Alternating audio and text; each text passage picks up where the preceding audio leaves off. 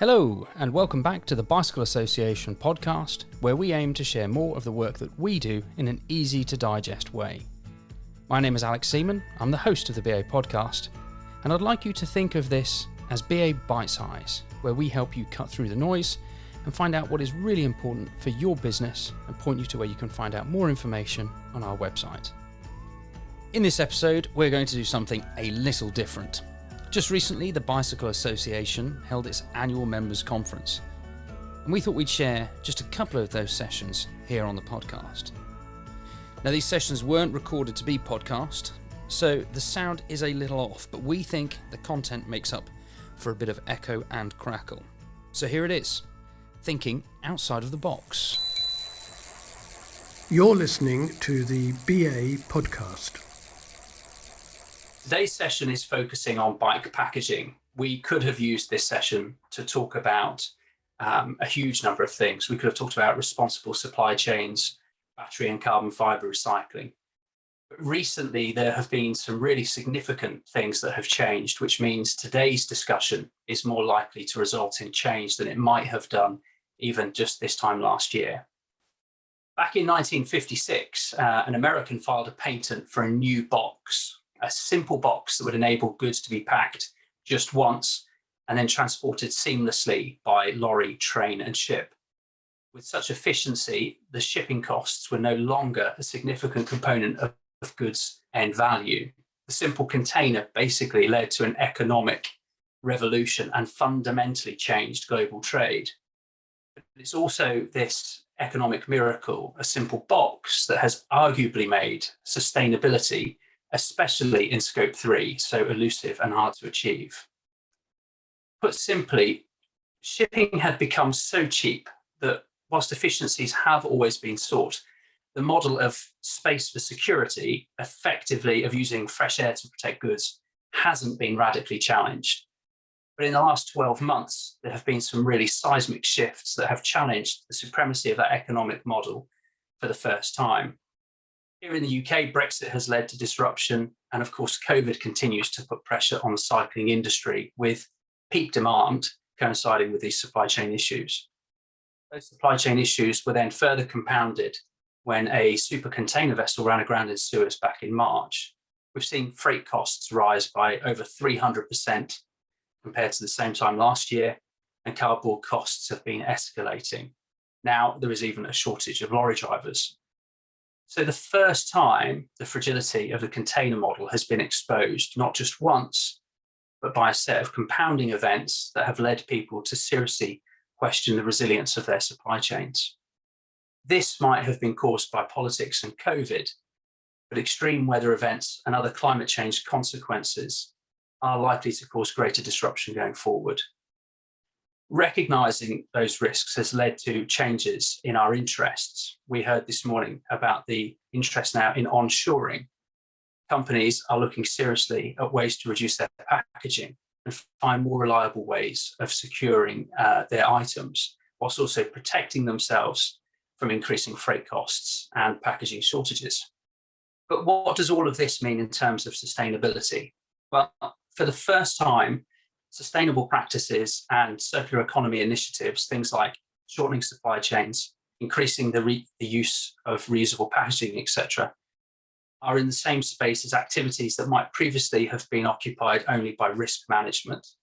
In other words, sustainability could lead to the same thing as resilience, and rather than being a questionable cost, it would be a sensible mitigation against future supply chain shocks. So that's the background. Those are the things that I think have changed from where we were this time last year. So today's focus isn't on containers, but on bike boxes. It's about reducing single-use plastics, about minimizing cardboard consumption, and identifying opportunities to work together. But those goals now don't just occupy sustainability space, they create reliability. They occupy the resilience space. So as we have this discussion, I'd ask everybody to think of or try and recognize scenarios in terms of risk and resilience, because from this point on, risk and disruption, whether caused by geopolitics or climate change, could be mitigated by good sustainable practices. So without further delay, let me introduce you to the panel today. First, in a pre-recorded mini session, we're going to hear from Tom Hughes, Head of Outgoing Operations at Sigma Sports, who's going to provide a little bit of context. Then we'll hear from Mark Snelson, the Senior Category Manager Europe at Trek Bicycles, about the work that they've been doing and their recent announcements. Then we'll speak to Amy Spencer, Design Development Manager at Altura, alongside Natalie Edge, a student in her third year of Design for Industry at Northumbria University, about an ongoing project exploring reusable bike packaging options. And finally, we'll hear from Ambro Mazzorpio, Senior Policy Officer at the Ellen MacArthur Foundation, about ways that we can find to work together. So let's dive straight into it.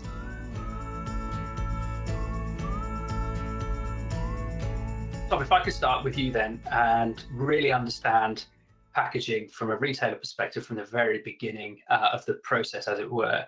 When bikes arrive at Sigma Sports, what are the first sort of challenges with regard to packaging that you might experience? So we get a shipment of bikes, various different brands. They all use different size boxes. So we have to obviously have space planning in the warehouse where we'll be able to put those and maximize the space. So that's obviously the first key point, is getting them stored. And then the next part is when we're assembling the bike, obviously take it out. There's an amount of packaging that we can use within that box, whether that's foam protection that's being used on the actual frame itself or other bits and pieces. But the cardboard box is something that needs to be recycled by us. We have a cardboard crusher that puts it into big bales that we then have to store until we've got a certain amount of those that can be collected and recycled. So again, there's a storage issue there where you have 20 or 30 pallets of cardboard bales waiting to be collected, so it can be reused. So there's the storage side of it is definitely a big problem. Space planning from different brands, and boxes are getting bigger with big heavy e-bikes. They're getting bigger, and you're trying to plan a warehouse for so many different sizes of box. It can be a real challenge. So today's panel discussion is really all about reducing packaging and finding more sustainable ways to packaging, everything from bikes down to jerseys, but the focus really is on bikes today because it's probably the biggest problem. But these aspirations are coming at a particularly difficult time for the industry, or certainly an unusual time in terms of Brexit challenges, in terms of COVID challenges, and general supply chain disruption. As a retailer, what are some of the challenges that you've encountered in terms of just trying to source new packaging? Yep, there's been quite a few problems, say in the last 12 to 18 months.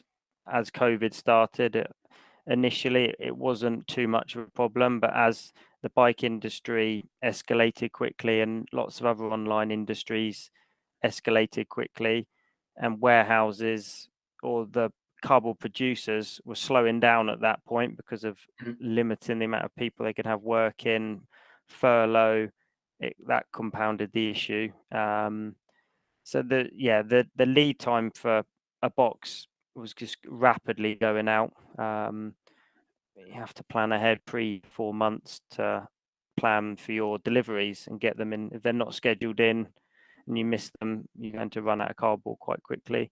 But linked up with that is the price increases. That has been going on for probably the last 12 months. Every 2 or 3 months you see an increase. And I think it's about 40% in the last year we've seen box prices go up, and that leads back to just demand and the raw material cost that has just kept increasing. And you've got companies like Amazon that are just buying absolutely huge quantities of it.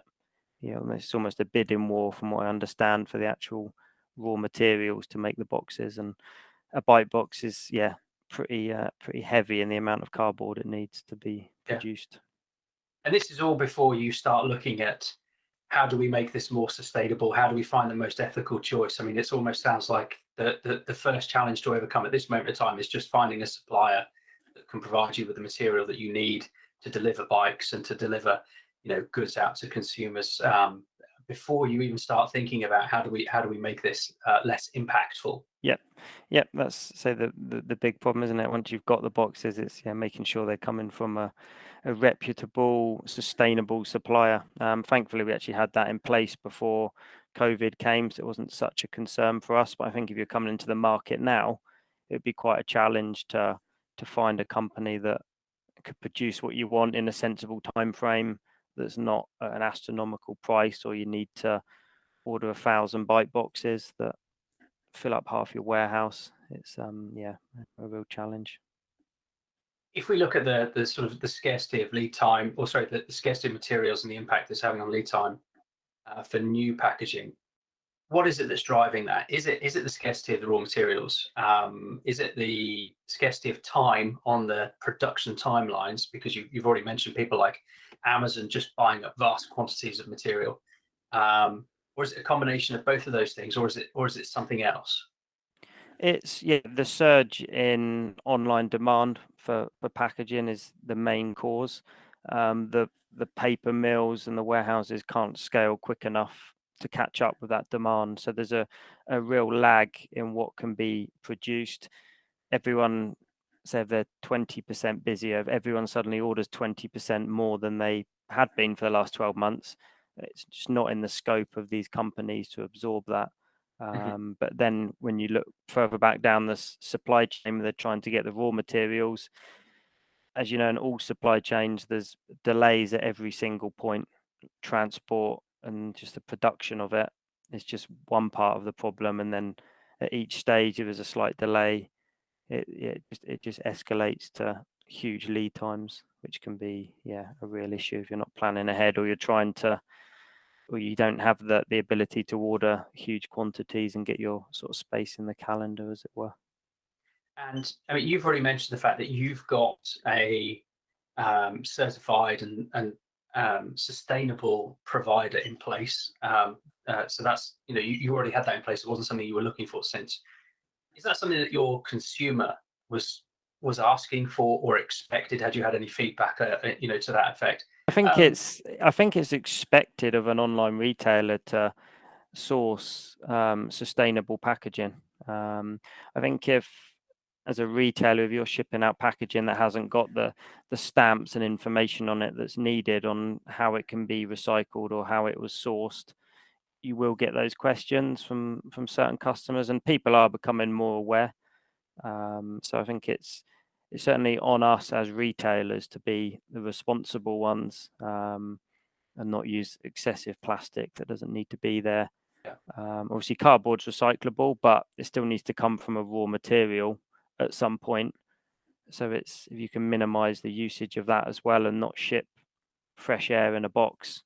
I'm sure you've seen many images online from various big retailers, Amazon, for example, with a huge box and a tiny item in the box. And I believe that's just down to an algorithm of what they can fit in a lorry and the Tetris game of maximizing every bit of space. But actually, you're just shipping empty boxes, or in terms of bikes, there's lots of empty space in a bike box that could be really trimmed down.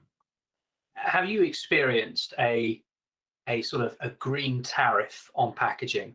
So if you want to go for a green option, if you want to go for a more sustainable option, is there a price penalty for you as the retailer to do that? Yeah, you could sort of say, if you're trying to source outside of the UK, then definitely maybe from questionable suppliers or other companies that maybe don't have the same accreditation, then yes, you probably would be able to source it at a lower price. So it's not really even a question for us as a retailer to look for that type of packaging. It's just the obvious thing to go with a reputable supplier that has the certification that you can see, and it's sustainable. And then the very final question, if I may, what are the key opportunities here for the cycling industry going forward in regards to packaging, but specifically bike packaging? I think there's lots to gain, obviously, to make it accessible for a group of people to, if they could get together, to have favourable pricing and have some control over it, rather than it just ever increasing. And by putting together an offer that went out to market for suppliers to bid for, you'd already have a little bit of control there, rather than you having to go to them and beg them for cardboard boxes. It would be the other way around, because it'd be such a large pool of retailers. But the gain for the retailers, obviously, save on shipping costs, because the boxes would be as small as they could be for the category of bike that's being shipped. Ease of supply, because hopefully you could find a manufacturer that would hold supply of the range of boxes, because they know they've got a group of 20 or 50 retailers, however many it is, that will source their boxes through them. So they've got that safety net, as it were, that they're not going to get left with lots of boxes. But it means the retailer doesn't need to hold 20 pallets of boxes. They can just call off a pallet of boxes, Nissan road bike boxes, e-bike, whatever it may be, and they've been designed to use the minimum amount of packaging possible to get the bike to the customer in perfect condition, sustainably sourced, and it would make everyone's lives a lot easier, I think, than having every retailer using their own best idea for a box that's not really optimized for the category of bike. Obviously, the size of box that comes from the supplier is far smaller than we use to ship out, but that's because of the PDI process, and you can't fully disassemble, say, the front end of many bikes now, aero road bikes, for example, integrated front ends. You do need a bigger box than the original, but maybe not as big as some of us use. Tom, thank you very much for your time and for your insight. Really appreciate you taking the time to participate in the panel discussion today. No problem. I hope it's useful. Thank you. I think that was a really useful first session. It highlighted some of the problems. Tom also there started to draw out some of the opportunities for standardization and for coming together and working as an industry. I think those are themes that will come through again.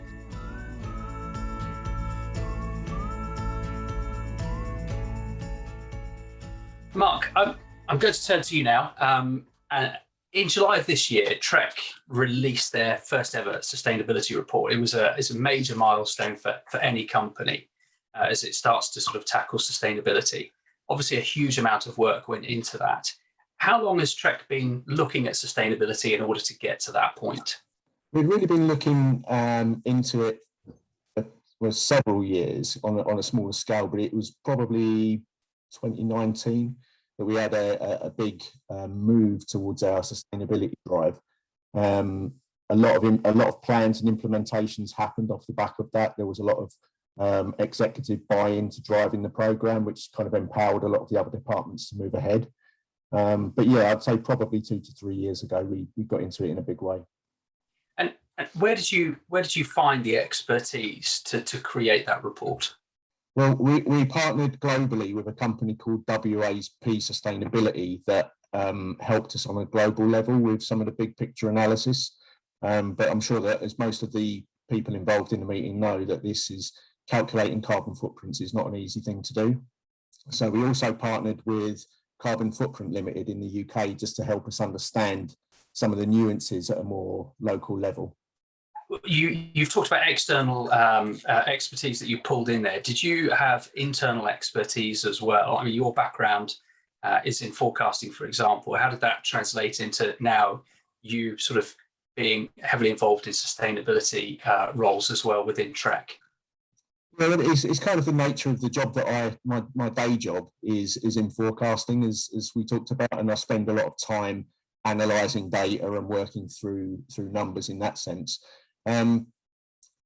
Knowing Trek systems and knowing Trek protocols and who to speak to when I've got questions and problems makes a big difference. But the analytical nature of being able to take the raw data and to translate it into something that can be applied in carbon footprint and footprinting has been quite a big thing.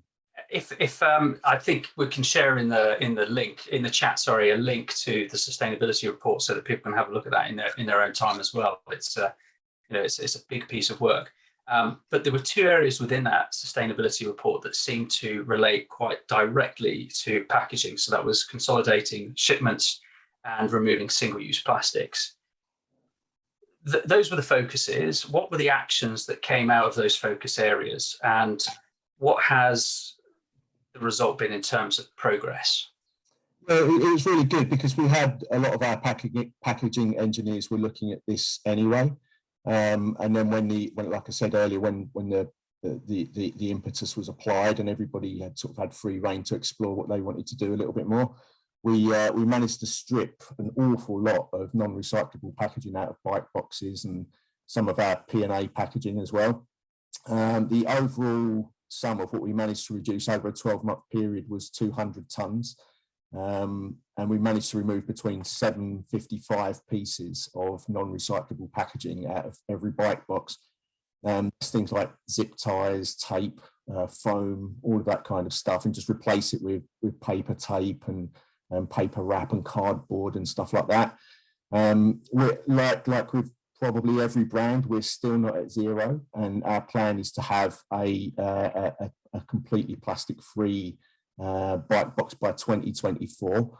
Anybody that takes a bike out of a box will see that there are still things in there like zip ties and that you can't get away with. And our supply chain and people are looking into different ways of improving that. So like proposals of things that we're looking into at the moment are taking zip ties that can't be replaced and either replacing them with recyclable plastic zip ties or reusable zip ties. I mean, anybody that works in a bike shop or me in my home workshop, I save all that stuff because I can just use it again and it saves me having to buy it.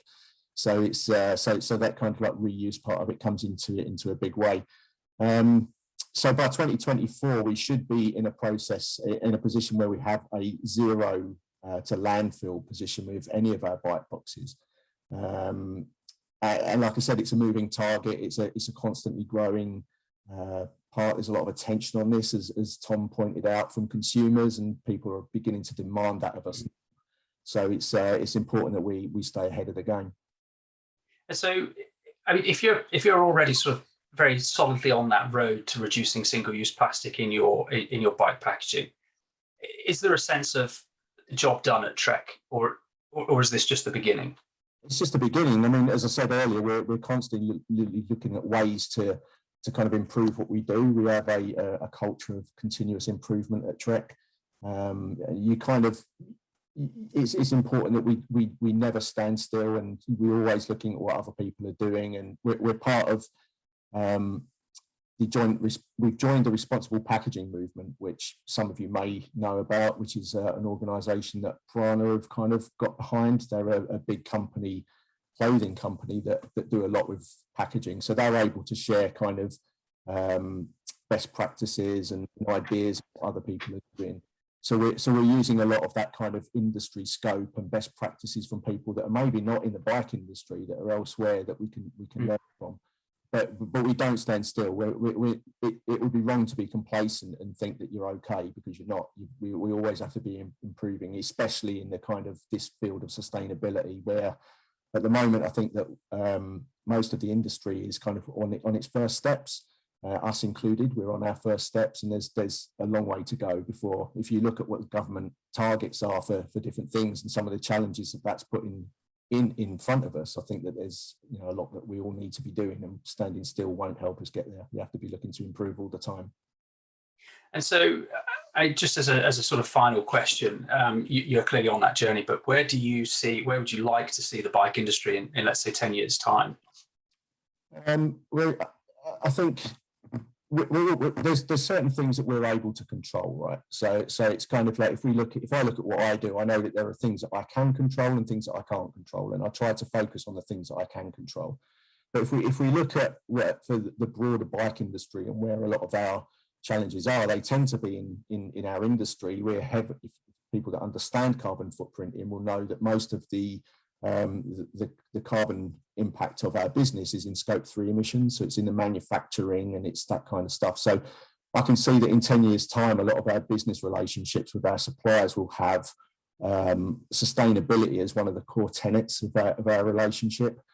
I think that the only way as an industry that we'll be able to get our carbon footprint down is by working with our supply chain partners and our suppliers to be able to get those numbers down, because the operational part of it, in terms of how we run the office and stuff like that, that's quite small in comparison, very small in comparison to the, the manufacturing side of things. So there's a lot of work to do in that area in order to drive the industry footprint down.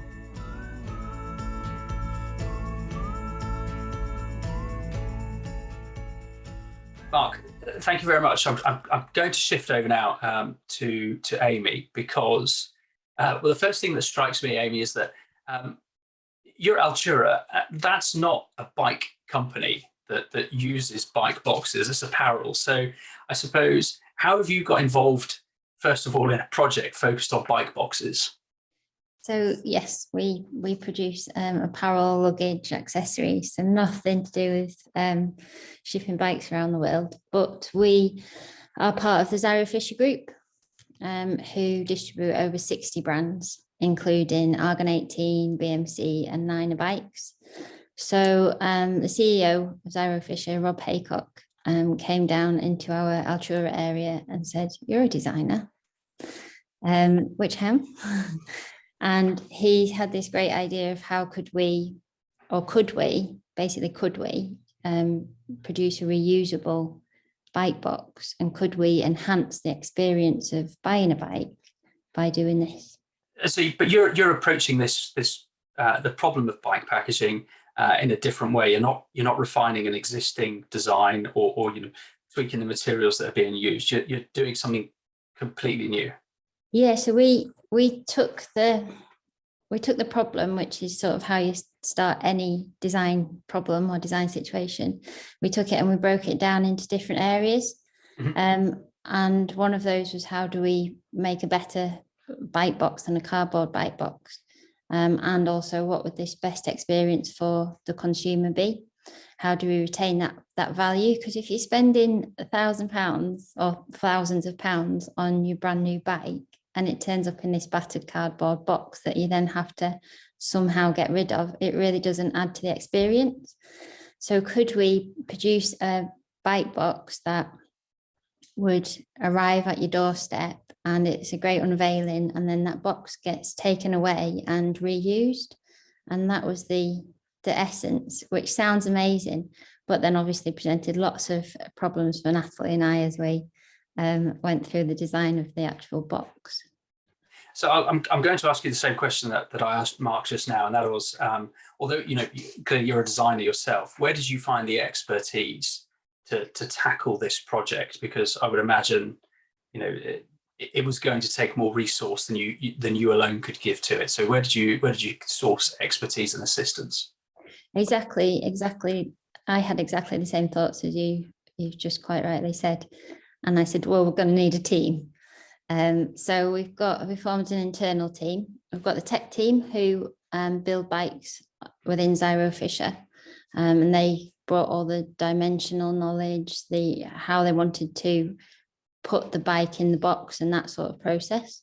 Then we formed an operations team, or our operations team within ZyroFisher, who could look after the logistics of it, how we'd keep it in the warehouse, that sort of thing, the volume that we'd need of them. CEO to oversee things, and then Altura would run the product design of it. And as head of Altura, I don't have that much time on my hands. So yes, I trained as industrial design at Northumbria, and it's a product design course. The best way to describe it is to teaching you how to design for mass manufacture. And I knew that if I approached them, we would be able to talk about getting a placement student who would have expertise looking at new materials, what's new on the market, and also in 3D structures and materials. So I gave them a brief, and after interviewing some of the students, Natalie shone out of everyone with her enthusiasm around sustainable design, but also around creating 3D structures and materials. I'm going to shift over this question. Initially was going to come to you, Amy, but now we've got Natalie here with us as well. Natalie, first of all, welcome to the Bicycle Association, your sort of first foray with us, and I suppose welcome to the sort of larger cycling industry as well. Can you talk through the design process? How far did you get? Did you get to modeling? Did you get to prototyping? Can you just give us an idea of what happened, how you got to that point? Yeah, so obviously I joined ZyroFisher and worked on alongside the Ultra team.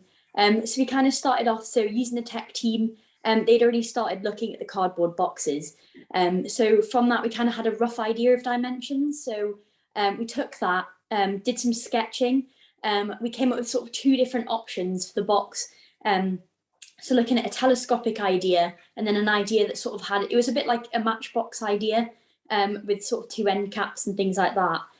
So we sort of sketched those out, and then we didn't really know what the best way to sort of go about it was. So we approached a manufacturer, and they give us some really good directions on sort of restraints on manufacturing, because I mean, the size of these boxes, they're really quite big, so it was at the limits for a lot of sort of people to be able to produce. So they helped us sort of work out where we needed to go. And from that, we decided to go with the telescopic idea. Mm-hmm. And then from that, we sort of developed it further, looking at sort of, you have the outside of the box, and then you have the inside as well. So we kind of broke it down into those individual products.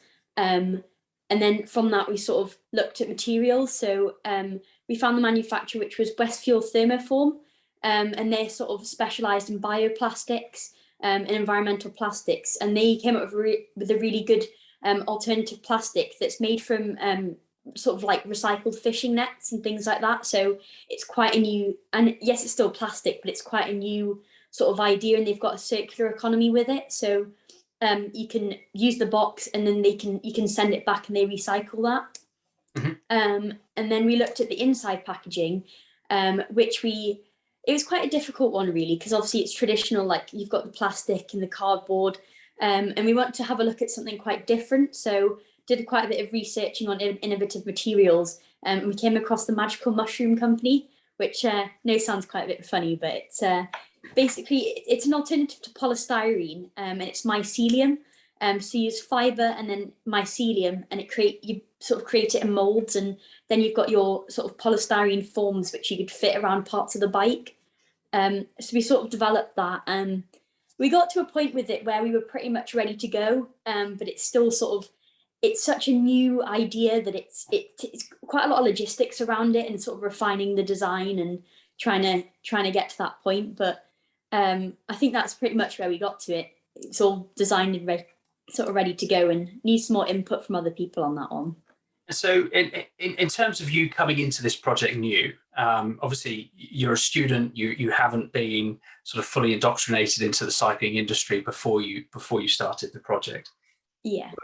How much of an importance does sustainability play in the design process that you brought, and how much of an emphasis is now being put on that in terms of people coming through this process and will eventually be coming into the cycling industry? How big an onus is there on sustainability? I think for me as a student and doing design, I think there's a massive push on sustainability. So sort of at uni, we learn about a lot of materials, and we're always actively encouraged to go out and look at new materials, get samples, have a look. And I think you've got a lot of time to be able to have a look at that. I think there's a massive push, and I think a lot of younger people would love to get involved with this because people are so passionate about it. So I think there is a really big sort of push for it, and students are always willing to help with that sort of thing. So Amy, I'm going to come back to you. What with the project? What is the next step? Are you now ready to progress the project? Is there a finished product at this stage? Not at this stage. I've got all Natalie's models here. We weren't able to hand them over. So we've got some different models where she's 3D printed them, and taken at each stage where we make a decision in the design process, you then have to make more decisions within that and more decisions within that. So we've made the decision of the box size and the box shape, made the decision that it was a telescopic design, and agreed with the manufacturer that that's the best way to go about it. We've made the decision of the best materials, which this is the ocean plastic, marine plastic that Natalie was talking about. and made the decision around the mycelium packaging. So we've got to those stages. So at the moment, it still is the concept of it. The next stage is to actually get the box made. And because it's thermoformed, even with a cardboard box, when you manufacture it, you need to build molds to make that. So Westfield the next stage is the taking that design and that final concept to Westfield, who would then engineer that into the CAD drawings and the details that they need to make sure that it will hold the strength that we need to hold e-bikes as well as a nice lightweight road bike.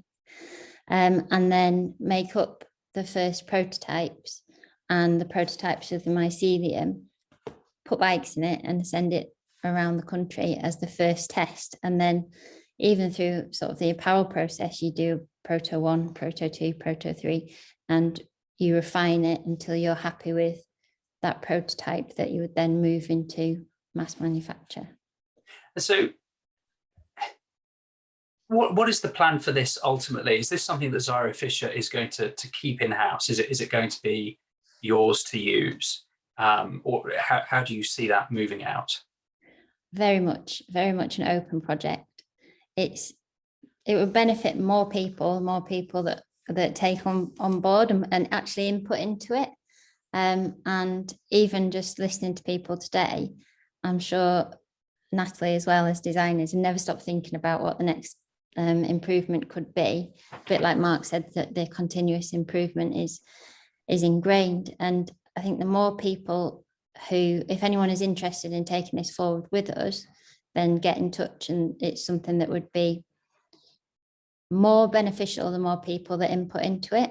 If it's going to benefit more people, then you need to make sure that we can design it so it does benefit more people. And it's not something that ZyroFisher would own. It's something that we would be incredibly proud to have started, and hopefully it would, like I say, go into mass manufacture and benefit more people than just us. As we've been talking, one of the questions that I'm sure people are thinking about here is, do you have an idea of cost to produce these? So presumably there's going to be an efficiency of scale, but the cost to produce a box, and how long do you expect it to be in circulation before that needs to reach end of life as well? Do you have any of that sort of sketched out at this stage? Yeah, so we costed it up because we wanted to make sure that this was actually a viable concept. And as much as we'd love to forget about money, we can't. So we set ourselves the goal of being able to reuse this box 50 times.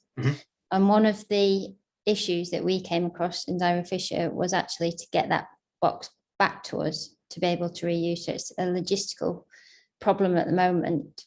How do you go around achieving that? The cost of it, if you reuse it 50 times, so that depends on us engineering it and designing it properly. It came out as cheap. Natalie, you can help my old brain here. Was it cheaper than the cardboard box? It was very similar. I think it was, because I think we were looking at having a cardboard box. I think it was about £15 or something, and then the box was going to be about 12 or 13. So a little bit cheaper, but I think in the long run it was working out a bit better.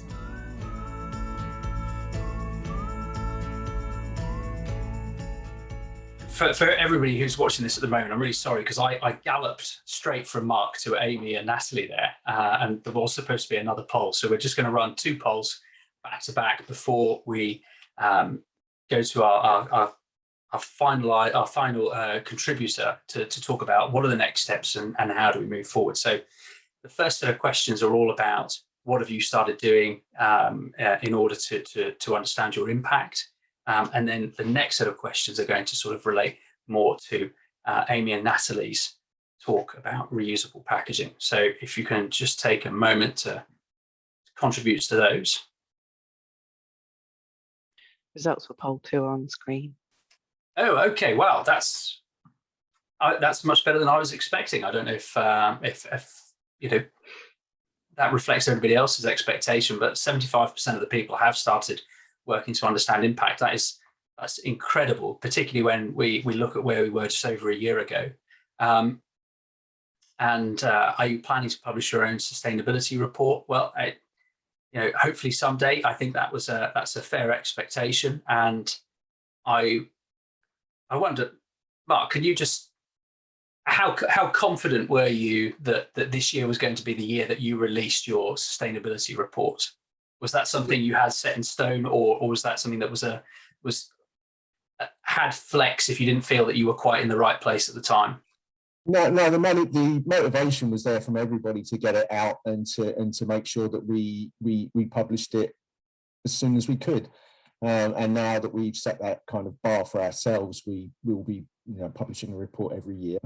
COVID has certainly put a lot of challenges in place for everybody in terms of being able to achieve what you set out to achieve, practically, as well as in terms of the theory behind what you want to do. I mean, examples that Tom gave about being able to secure board for boxes and that kind of stuff. That's affected everybody. That's kind of certainly put stones in the road of where we want to be and stuff. But I don't think that any of us can really expect that this journey is going to be one without its challenges. And so it's, the black swan event that is COVID is certainly one of those things. But if we think about over the long term, about what we hope to achieve over the long term, I think that everybody's moving the right way, and it's encouraging that from the poll that you just showed, it's encouraging that so many people are already looking at this and doing this. It's kind of heartening that we're all kind of motivated to succeed.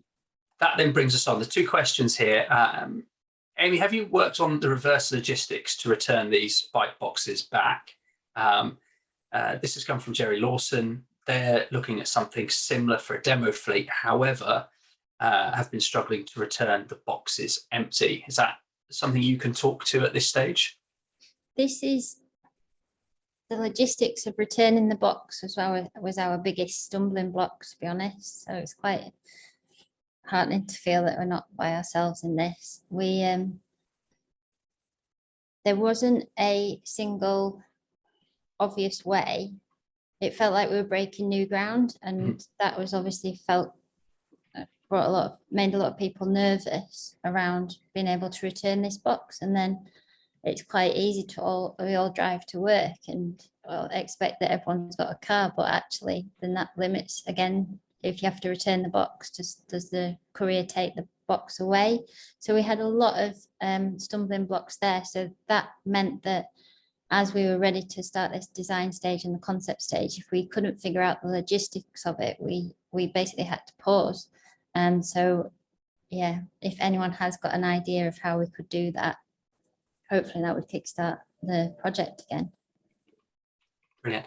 And then actually this is from Stephen at the BA. Loves the idea. Might this be something that would work for B2B delivery to retailers as well as B2C? Is that something that you'd envisaged it? Yes, absolutely. I mean, we've not gone into too much detail on the box today, but we realised that we didn't want stickers all over the box because it is a reusable box. So Natalie designed a clear document sleeve so that then you could actually insert which document you needed it to be, which branding you needed it to be. So that bit was completely reusable, which would in turn mean that it could be between B2B, it could also be between B2C. And I've also got the costs now, sorry, didn't have them before. So the costs were basically the cost per unit, if we were to get total of 10,000 units, would achieve just under £300. So then that would equate the cost per use to just under £6, just for the box itself. So I'm not including the logistics of it. Yeah. But if anybody else who's checked into other sessions, then you'll also know that the BA has also been working on a preferred logistics solution. And so, there's almost a coming together here of logistics solutions, and we're talking about packaging all in that same space. This is maybe the first time we've had all those people could sit around a table together and identify some of the hurdles that we might have experienced as individual industries.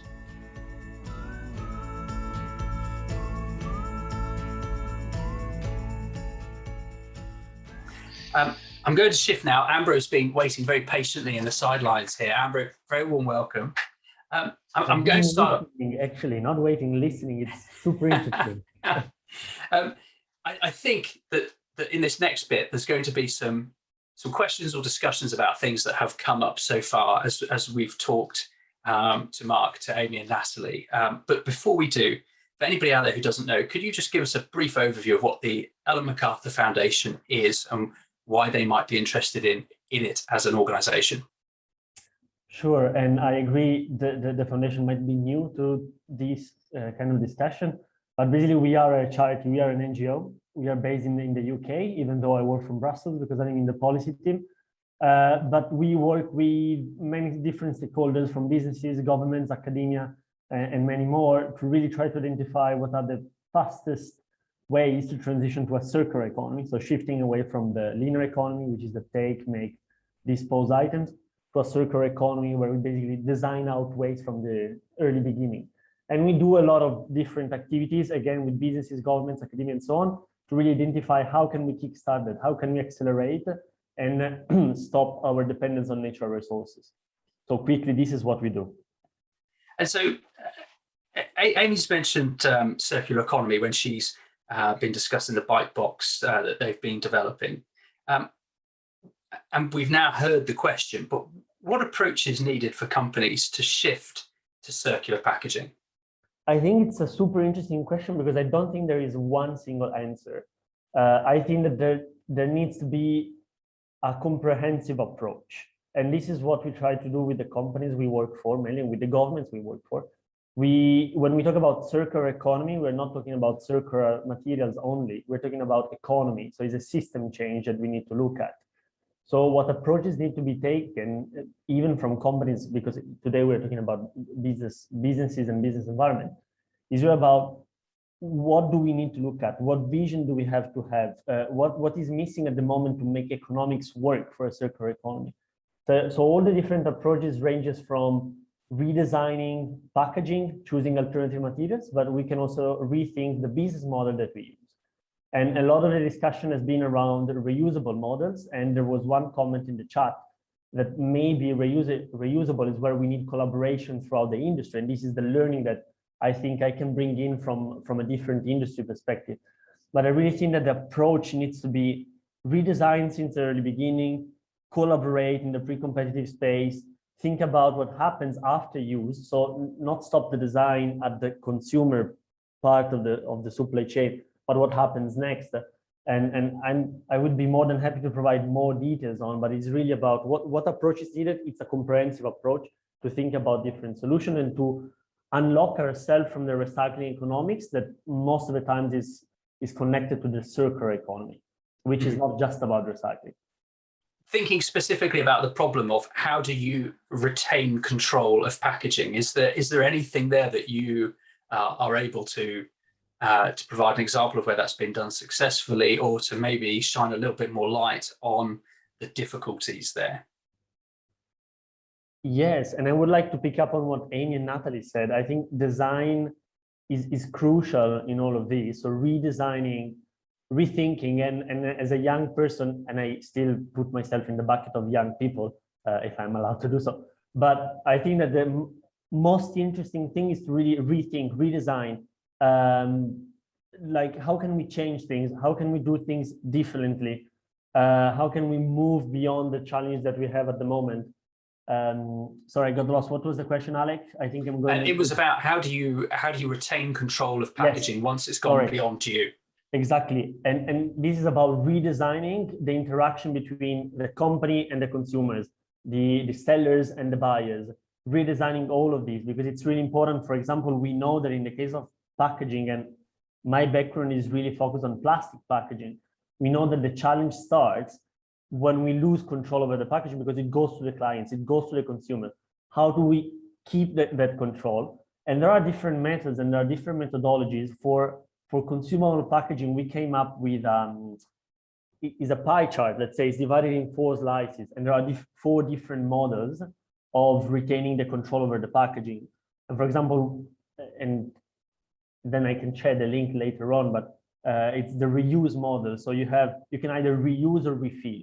And then reuse can, for example, be reusing something that the consumers bring back to the dealer, or reusing that the dealer takes it from the house of the consumer. So there are different interactions that basically lead you in a certain condition where you can really reuse the same item, but the ownership stays with the owner, with the brand owner, stays with the company. It's not sold to the consumers.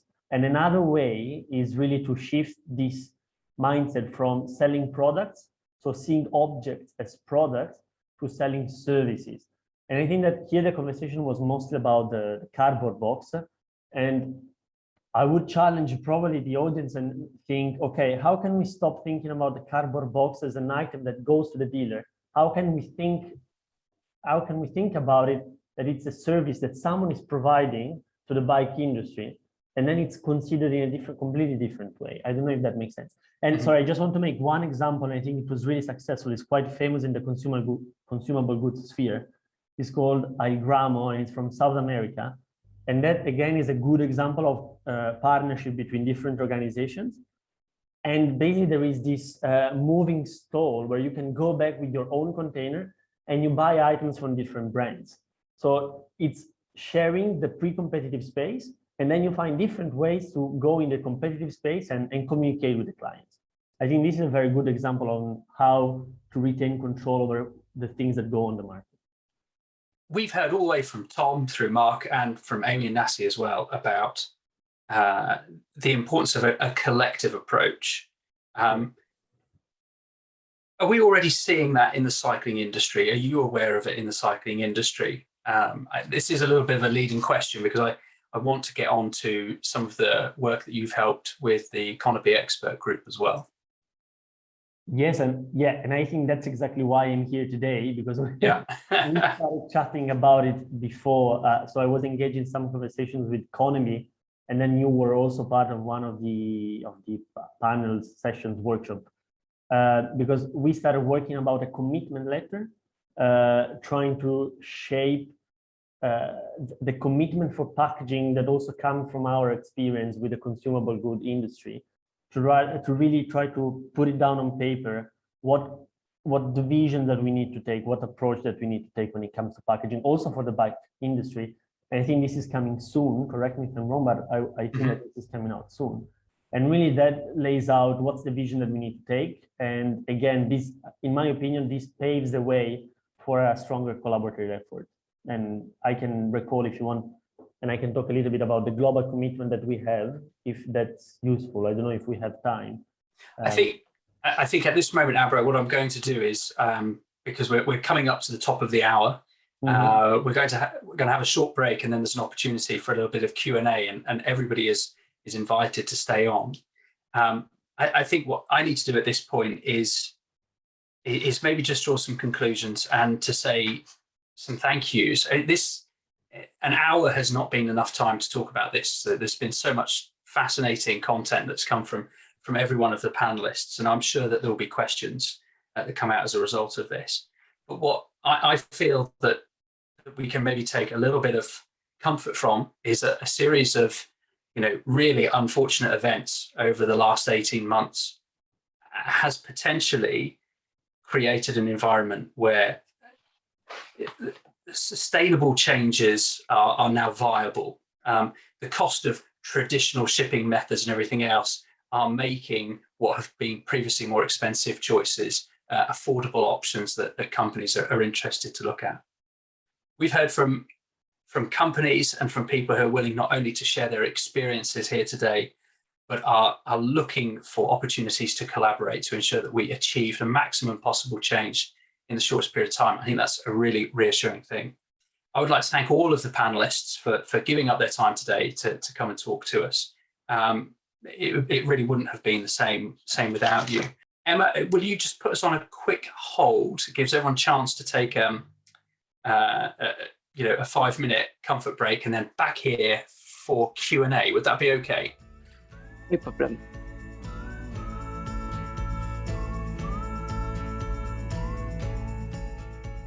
Do we reckon we've got attendees back? So this is I suppose there's a Q&A. There's some.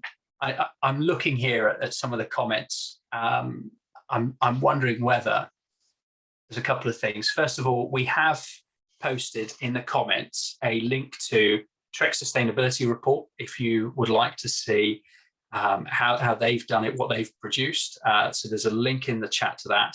There is also a link to the Ellen MacArthur Foundation as well, because as well as giving, obviously a detail about what they do, I think there's a load of resources there if there are issues that you're wanting to look at and tackle. So well worth going and having a look at.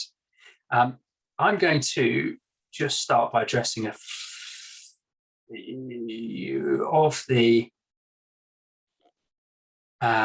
comments that have come in here.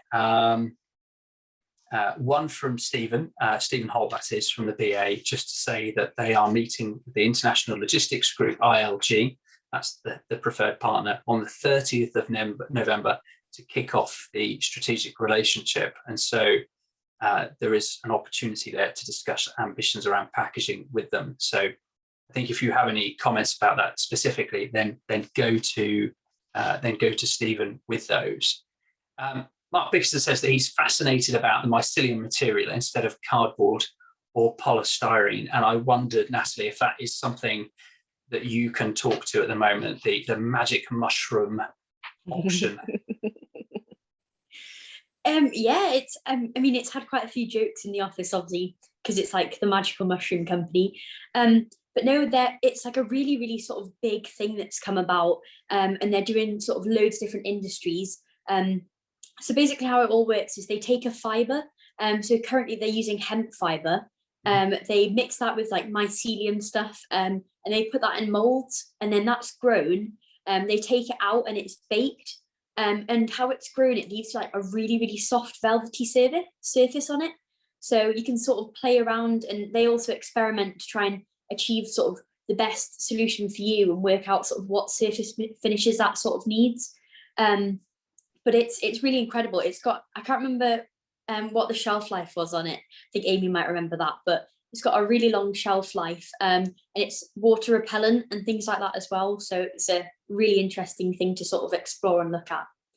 When we spoke about this earlier, you said that at the moment it is, it's a relatively small product in terms of capacity, but that's growing. Does that relate to cost as well? Is it more expensive than polystyrene at the moment? How does it compare? Yes, so it is a bit more expensive than polystyrene, but I think the hope is that in that sort of industry that they're going to expand. So when we were talking to them, they were opening new factories, and they're constantly working on new products. So I think as things sort of innovate and they might become a bit more effective, then hopefully the costs will lower. But I think sometimes as well, it's sort of weighing out the ethical values of it, and that like polystyrene versus mycelium. So I think that just comes into play a little bit with that as well. It lasts for like 25 years if it's in the right condition. And then you can easily break it down, break pieces off it, and it goes into your garden and it feeds the soil with nitrogen and obviously the mushrooms. So it's really good for the earth as well. Brilliant. We've got a more of a comment than a question here from Tom Paynton, just saying that perhaps the unpacking of the bike needs to be optimized so that it can be done quickly and effectively by the receiver. The customer expectation should be that the packaging will be returned to the sender and collected by the same delivery courier. Is that, that's an open question to everybody, including you, Ambro, in terms of, is that how you've seen it done elsewhere? I don't know who maybe wants to. Sorry, I can just to say the box that we were working on was part of this whole experience for the customer. So we were aiming for that bike to be delivered to you so you could roll it out the box and ride it straight away. So it wasn't it's quite a large box, but it's not the same as when you get your cardboard box and you have to lift all your pieces of bike out of it and then find someone more experienced than me to build your bike for you. This was more that we would like to offer that experience, hence pulling in our tech team, so that you could order your bike online, have a whole system where you plugged in your details, your height, everything like that.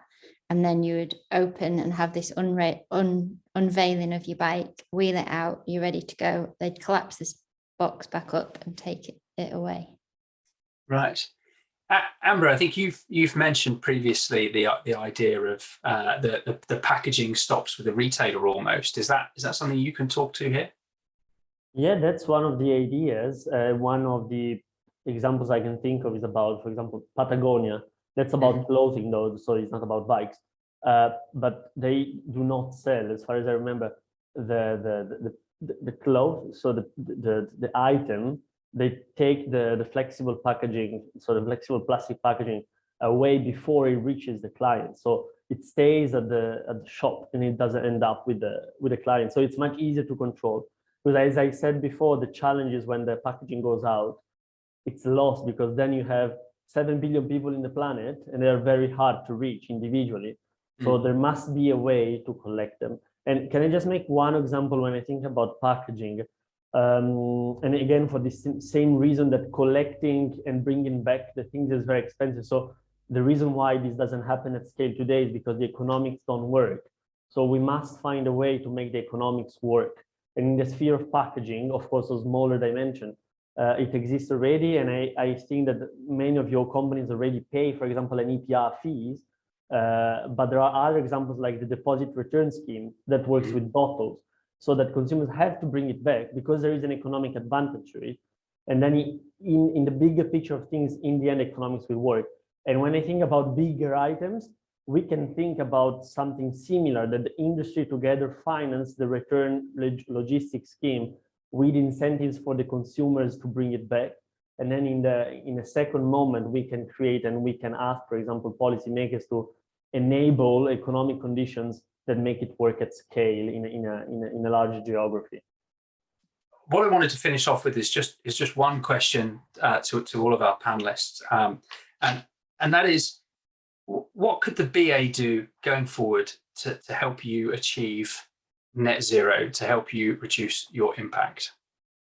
Yeah, so I think this has been quite a positive experience, and the one thing that I think we all seem to be on the same page with is that need for networking and sharing of best practice. And I think a lot of us on the call and the wider group are kind of all acting maybe with small networks or individually. But I do see that the Bicycle Association could be a really good vehicle for bringing everybody together that's involved in the industry at all levels to work out what we need to be doing regarding packaging. I mean, to touch back to what Prana have done again, it's worth looking at their website for anybody that's on the call that wants to have a look. It's called the what did I do with my bit of paper? The Responsible Packaging Movement is the name of the scheme that Trek have signed up to, and there's a lot of big companies that have signed up to that as well. But that's effectively what they're doing. They're acting as kind of like brokers to sharing best practice and to bringing people together to create that environment. And I think that that's what the Bicycle Association is a perfect vehicle for within the UK. There was just one other thing that I wanted to bring up related to one of the polls that we had. It was really positive to see that everybody was on their journey to measuring their sustainability. I did notice that one of the comments on there had that some of them couldn't afford to pay for the outside expertise. Outside expertise is certainly one of the things that I think everybody needs, because this is such a complicated and ever-changing landscape. So there's a Future Learn course. I don't know if anybody have heard of the online platform Future Learn, and they actually do a course called How to Measure, Reduce and Offset Your Company's Carbon Footprint.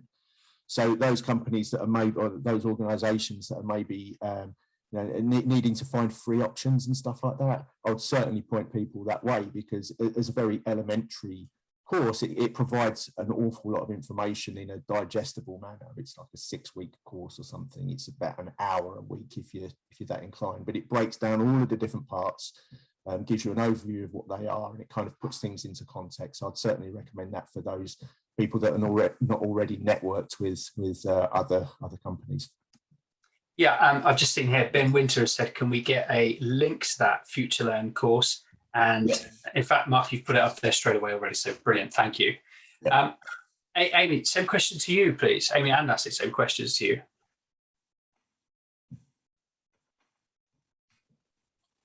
So I think it's all about trying to, like Mark said, about trying to get that connectivity and I think that was our biggest thing. It's like the logistics and I think getting as many other people involved as we can. And I think obviously trying to get the BA to be sort of like a bit of an instigator for that would be great, and keep the discussion going. I think that's the main thing, and getting people talking about it. I think that for me is the biggest thing. Totally agree. I mean, it's interesting your question to Natalie about is sustainability at the forefront within education. And I've got a 7-year-old, and in the national curriculum, he's learning about deforestation. Right. So, I mean, we sort of think as us oldies that we're learning about something amazing, but imagine when they're 20 years old, it will be at the forefront. So yeah, really appreciate you. Sorry, I was a bit delayed there. I was jumping onto this future learn thing. I was like, oh, this is amazing. So yeah, I think it's really interesting about best practices are absolutely the way forward. And if we can co-align to make these things happen, then that's even better. Amber, you've got the closing comments, or have we just lost him? No, I'm here. No, there you are. I don't know if I want to have the closing comment. No pressure. No, I just wanted to pick up on what we just said and what Amy and Natalie said. I think that for BA or in general, it's very much important to come up with a common direction, really to avoid 1,000 different understanding of sustainability or circular economy or so on and so forth. So it's really to come up with a common vision and direction for all the other companies and industries that are within the group. I think this is crucial moving forward.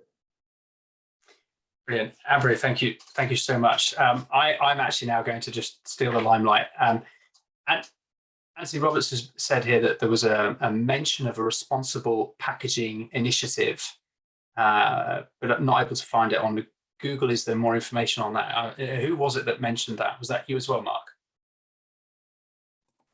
Yeah, it was called the responsible packaging movement. I'll find the link and I'll post that in the chat too.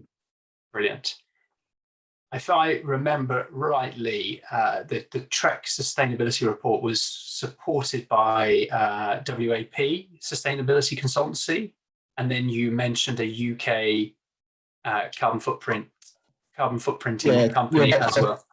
That's correct. I mean, when we first started out, it was kind of like your Mark's get set go kind of approach to it, and we had a lot of autonomy individually to be able to do that, to see what we needed to do, as well as kind of aligning to a global position. So from a global position, we aligned with WAP Sustainability that have been incredibly good at kind of taking that including a lot of the scope 3 emissions in much more detail. So taking part of the measuring the manufacturing impact of producing bikes. And if anybody has seen read the report, you can see that we go into quite a lot of detail on certain bikes.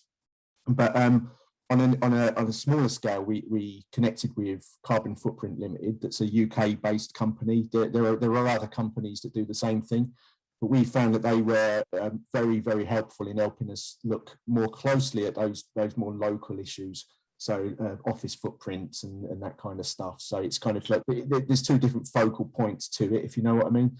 And they taught us an awful lot about what matters and what we need to look at, and the information that you need to provide to be able to support not just your claims for sustainable practices, but also legislation that's in place in the UK, for instance, and stuff that you need to adhere to, because as I said, it's an ever-changing landscape. I'm sure that most people on the call know that there's a plastic packaging tax that's due to come into force early next year. That's challenging, to say the least. It's not like years to plan for it, and we're all kind of panicking about it in the last 6 months. But there is a new plastic packaging tax. So my point with that is that with the ever-changing landscape, it's important to keep on top of what's coming and to figure out the best ways of providing information and doing your bit. So brilliant.